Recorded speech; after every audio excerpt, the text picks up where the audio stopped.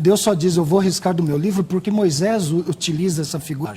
Ele teme que Deus vá acabar com o povo de Israel. Ele diz, ó, Senhor, se eu for fazer isso, não for perdoar o povo, risca-me do teu livro, ou seja, me mate, Senhor. Acaba com a minha vida, como ele faz em outro lugar também. E aí, eu fiquei até surpreso com a escolha desse texto para esse tema, porque ele não fala absolutamente nada sobre perda de salvação, ele não apoia em nada o arminianismo, ele não apoia em nada a doutrina da perda de salvação, o assunto é em outro lugar, e nesse aqui, simplesmente, Moisés está pedindo para morrer e Deus fala, não, essa punição da morte eu vou reservar para esses aí que pecaram. E aí o versículo 35 no final diz, e feriu o Senhor a Israel. Muito bem, eu fiquei impressionado quando meu amigo pastor Thomas Tronco disse que o texto de Êxodo 32, 30, nada tem a ver com salvação, nada tem a ver com o livro da vida. É como se nós disséssemos, por exemplo, o Espírito de Cristo, o Espírito de Deus, o Espírito Santo, são termos intercambiáveis para dizer uma mesma coisa, que é o Espírito Santo. Da mesma sorte, no teu livro, o livro que tu tens escrito, o livro da vida ou o livro da vida do Cordeiro, são termos diferentes para se referir uma mesma coisa. E não sou eu não estou sozinho nessa. E é justamente por isso que eu trouxe aqui a Bíblia mais calvinista do Brasil. Chama-se a Bíblia de Estudo de Genebra. Vamos ver o que ela diz sobre isso e depois, com base em tudo isso, eu vou lançar a minha pergunta. No capítulo 32... versículo 32 da Bíblia de Genebra, o comentarista faz o seguinte, diz o seguinte, olha só. Risca-me do livro que escreveste. Da mesma forma em que existia um registro de Israel, conforme os números 1 a 4, assim o próprio Deus tem um registro do seu povo.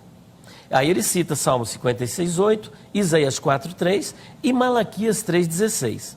Se Deus não perdoasse o seu povo, Moisés queria ser deserdado com eles. Moisés não estava querendo morrer. Ele estava querendo ser deserdado. E ele continua. Note a atitude similar de Paulo em Romanos 9:3. Aí a gente vai para Romanos 9:3 e vamos ver o que é que ele diz aqui. Da mesma Bíblia. Da mesma Bíblia de Genebra. Eu mesmo desejaria ser anátema. Veja que ele está dizendo, note a atitude similar de Paulo em Romanos 9:3. Embora Paulo seja o apóstolo dos gentios, ele reverbera os sentimentos de Moisés em face da incredulidade dos judeus. Aí ele cita Êxodo 32, 30 a 32. Eles são seus próprios compatriotas e Paulo agoniza por eles. Versículo 2. Estar disposto à maldição divina. Está falando de morte. Maldição divina por eles. É uma fortíssima declaração de amor.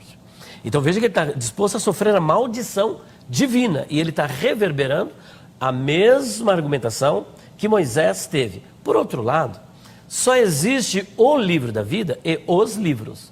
O livro da vida, conforme Apocalipse capítulo 20, versículo de número 12 e versículo de número 15, é o livro onde estão os nomes dos fiéis.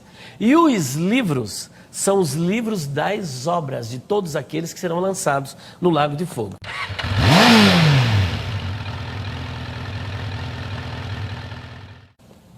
Nós temos aqui uma gritante contradição entre o que o pastor Thomas Tronco está dizendo e o que a Bíblia de Genebra está dizendo. E eu vou ficar com o que está dizendo a Bíblia de Genebra,